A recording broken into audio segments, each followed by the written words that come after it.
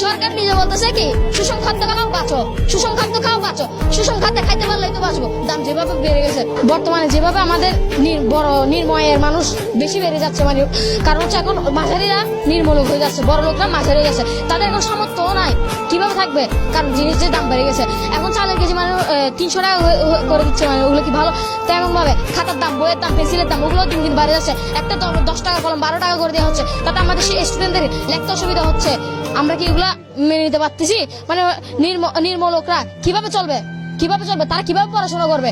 তাদের তো গাইড কেনার টাকা নাই, থাকবে কিভাবে? এখন 600 টাকা গাইড করে দিয়েছে, আগে ছিল 400 টাকা গাইড। ওগুলো কি কোনো দেখা যায়? নির্মূলকের মানুষরা আমাদের ক্লাসে কমপক্ষে 100 জনের মধ্যে 20 জন ইজিলি নির্মূলক। তারা কি করবে? তাদের তো আর উপায় নাই, তাদের গাইড কেনার উপায় নাই, পেন্সিল কেনার উপায় নাই। পরীক্ষার সময় আমার ফ্রেন্ড একটা দেখছি শুধু একটা পেন্সিল নিয়ে আর একটা কলম নিয়ে পরীক্ষা দিতে আসছে, তাদের স্কেল কেনার টাকা নাই, থাকবে কিভাবে? সবার যে দাম, সবকিছুর যে দাম বাড়া। গরুর মাংস কেনার দিন হয় প্রত্যেক শুক্রবার দিনে, দেখা যায় যে আগে আমরা কিনতাম কত কেজি, 5 কেজি 10 কেজি, মানুষ অলরেডি কিনতো। এখন বড় লোকরা যে মাঝারি যাচ্ছে তাদের এই কেনার কিন্তু সামর্থ্যটা কমে গেছে, তারা এখন কিনতেছে 1 কেজি, আধা কেজি, এখন 1 পাও হয়ে গেছে। নির্মূলকের মানুষরা কি করবে?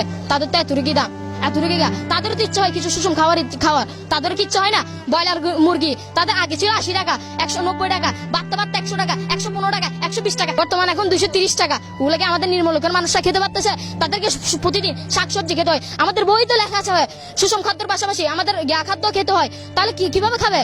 কিভাবে খাচ্ছে? সেগুলো তো দাম বেড়ে যাচ্ছে, খাতা কলম দাম বেড়ে যাচ্ছে, বই খাতা দাম বেড়ে যাচ্ছে, সবকিছুরই দাম বাড়তেছে। কিসের দাম কমতেছে? এটা তো বাংলাদেশে কমতেছে না, বাংলাদেশে শুধু বাড়তে আছে। কখন কমবে বাংলাদেশ? এটা কি বাংলাদেশে? আমাদের সবার তো হক আছে, সবার কিছু তো খাওয়ার আছে। আজকে বাংলাদেশের মানুষরা কি খাবে? যেভাবে দাম বেড়ে গেছে, মাঝারি লোকরা শেষ পর্যন্ত শাকসবজি খেয়ে দিন কাটাতে হচ্ছে, বড় লোকরা এখন মুরগি কিনতেছে। আর কি তারা কি করবে? তারা তো গরুর মাংস কেনার টাকা নাই। নির্মূলকরা কি করবে? তারা তো 1 পাও তো বেছে না মুরগি, গরুর মাংস, তারা কি কিনতে পারতেছে? তারাও তো কিনতে পারতেছে না।